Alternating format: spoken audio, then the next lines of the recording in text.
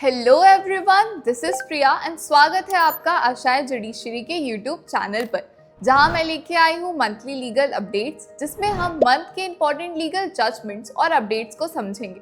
तो चलिए स्टार्ट करते हैं। अब देखो, जनरली कौन सही है और कौन गलत, इसका फैसला एक जज करते हैं, पर यदि कभी जज को ही जज करना पड़ जाए तो ऐसा ही कुछ केस है जस्टिस यशवंत वर्मा का, जो अपनी फैमिली के साथ वेकेशन मनाने जाते हैं और उनके पीठ पीछे उनके घर में आग लग जाती है, जिसमें लाखों करोड़ों का कैश बरामद होता है। और ये खबर 48 घंटे के अंदर ही Delhi police, ministry of home affairs और यहाँ तक कि सीजेआई संजीव खन्ना तक पहुँच जाती है, जिस पर सीजेआई संजीव खन्ना 3 मेंबर्स की इंक्वायरी कमेटी सेटअप करते हैं, जिसमें इन्वेस्टिगेशन किया जाता है। अब इस केस में जस्टिस यशवंत वर्मा का ये कहना है कि उन्हें इक्वल अपॉर्चुनिटी नहीं मिली टू डिफेंड हिमसेल्फ। सो इस केस में ये क्वेश्चन अराइज होता है कि यदि मान लो कोई जज मिसकंडक्ट के केस में गिल्टी पाया जाता है तो उसका रिमूवल कैसे किया जाएगा। तो इसका आंसर दिया गया है article 124 and 217 of Indian constitution, जो कि बात करते हैं impeachment of high court and supreme court जजेस।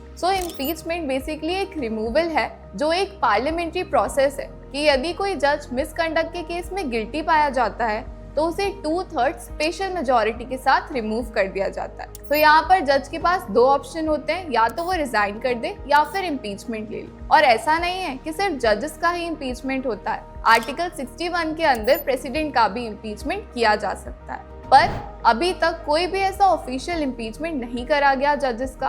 बट हाँ, 1993 में जस्टिस रामास्वामी पर करप्शन के चार्जेस लगाए जाते हैं, पर स्पेशल मेजोरिटी ना मिलने के कारण ये मोशन रद्द किया जाता है। और 2011 में भी जस्टिस सौमित्र सेन पर इम्पीचमेंट के चार्जेस लगाए जाते हैं, पर इससे पहले इम्पीचमेंट का डिसीजन आता वो रिजाइन कर देते हैं। सो यदि कोई जज इम्पीचमेंट के डिसीजन आने से पहले ही रिजाइन कर देते हैं तो उन्हें सारे रिटायरमेंट और रेजिग्नेशन के बेनिफिट्स दिए जाते हैं। अब आप सब सैफ अली खान को तो जानते ही होंगे। सो सैफ अली खान की 15,000 करोड़ की एंसेस्ट्रल प्रॉपर्टी को गवर्नमेंट एनिमी प्रॉपर्टी डिक्लेयर कर देती है। अब ये एनिमी प्रॉपर्टी क्या है? 1965 के वॉर के बाद एक इंडिया ने एक्ट बनाया था जिसका नाम था एनिमी प्रॉपर्टी एक्ट। इसमें क्या होता है, जो भी इंडिया के सिटीजन्स वॉर के टाइम पे पाकिस्तान या चाइना चले जाते हैं और वहाँ की सिटीजनशिप ले लेते हैं, तो इंडिया में उनकी कोई भी प्रॉपर्टी, घर, पैसा, गाड़ी, वो सब एनिमी प्रॉपर्टी बन जाती है, क्योंकि वॉर के टाइम पर वो इंडिया को छोड़ के चले गए थे एनिमी कंट्रीज के पास। तो उसका जितना भी रेवेन्यू होता है वो सब गवर्नमेंट को सौंप दिया जाता है। सो एनिमी प्रॉपर्टी का सैफ अली खान के केस में क्या रिलेशन है, चलिए देखते हैं। तो भोपाल के लास्ट नवाब हैमिदुल्ला खान के 3 लीगल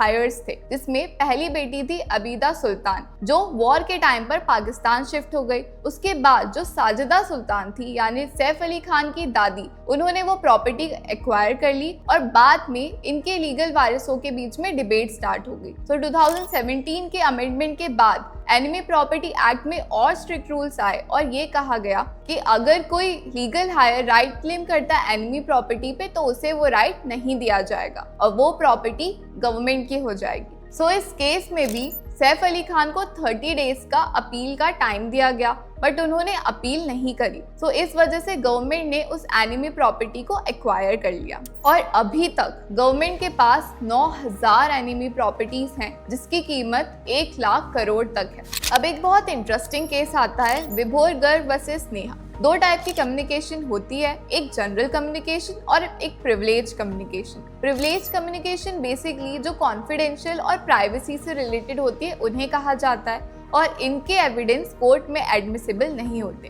फॉर एग्जाम्पल, डॉक्टर और पेशेंट की कम्युनिकेशन, एडवोकेट और क्लाइंट की कम्युनिकेशन और हस्बैंड एंड वाइफ की कम्युनिकेशन। सो इस केस में जो विभोर गर्ग रहते हैं वो हस्बैंड रहते हैं और नेहा वाइफ, और इनके बीच में डाइवोर्स का केस चल रहा होता है, जिस पर विभोर गर्ग कॉल रिकॉर्ड्स को एज अ एविडेंस प्रूफ करने के लिए मांग करते हैं और फैमिली कोर्ट अलाउ कर देती है। बट उनकी वाइफ जाके हाई कोर्ट में अपील करती है, क्योंकि वो कॉल रिकॉर्ड्स उनके कंसेंट के बिना रिकॉर्ड किए गए थे। फिर ये केस पहुंच जाता है सुप्रीम कोर्ट, और सुप्रीम कोर्ट इस पर यह फैसला देती है कि जनरली हस्बैंड एंड वाइफ के बीच में कोई secret call recordings admissible proof नहीं रहता। बट इसके 2 एक्सेप्शन है कि यदि केस दोनों पार्टीज के बीच में हो तो और यदि एक पर्सन ने दूसरे पर्सन के साथ क्राइम कमिट करा हो तो इस केस में अलाउ कर दिया जाता है अंडर सेक्शन 128 ऑफ भारतीय साक्ष्य अधिनियम। सो इस केस में भी कॉल रिकॉर्डिंग्स एडमिसिबल मानी जाती है, बट कंडीशन ये होनी चाहिए कि वो रिकॉर्डिंग रिलेवेंट हो, क्लियरली आइडेंटिफाइड हो और उसके साथ कोई भी टैंपरिंग नहीं की गई हो। तो अब बारी आती है दूसरी न्यूज़ की। एज अ लॉ स्टूडेंट और लॉ ग्रेजुएट, प्रियम्बल को तो हम जानते ही हैं। सो प्रियम्बल में इंडिया को सोवरेन, सोशलिस्ट, सेक्युलर, डेमोक्रेटिक और रिपब्लिक कहा गया है, पर पता नहीं क्यों बार बार सोशलिस्ट और सेक्युलर वर्ड हटाने की डिबेट स्टार्ट हो जाती है, जो कि ऐड करे गए थे बाय 42nd अमेंडमेंट। अब सोशलिस्ट और सोवरेन वर्ड का मतलब क्या है वो समझ लेते हैं। सो सोशलिस्ट बेसिकली इकोनॉमिक और सोशल बैरियर्स को हटाने के लिए यूज करा गया है कि रिच और पुअर के बीच का जो गैप है वो कम हो सके। और सेक्युलर वर्ड का मतलब होता है कि इंडिया का खुद का कोई भी रिलीजन नहीं है, सारे रिलीजन्स को इक्वल माना गया है। सो इन दोनों वर्ड को पार्ट माना गया है डॉक्ट्रिन ऑफ बेसिक स्ट्रक्चर का, जो कि केशवानंद भारती के केस में डिसाइड हुई थी। और यदि ये वर्ड्स ना भी हो तब भी इंडिया सोशलिस्ट और सेक्युलर कंट्री रहेगा। तो चलिए अब बारी आती है हमारी नेक्स्ट न्यूज की, जो कि है vice president Jagdeep Dhankhar sir के बारे में, जिन्होंने रेजिग्नेशन दे दिया due to health issues under article 67 of constitution by giving letter to the president. और प्रेसिडेंट के ना होने पर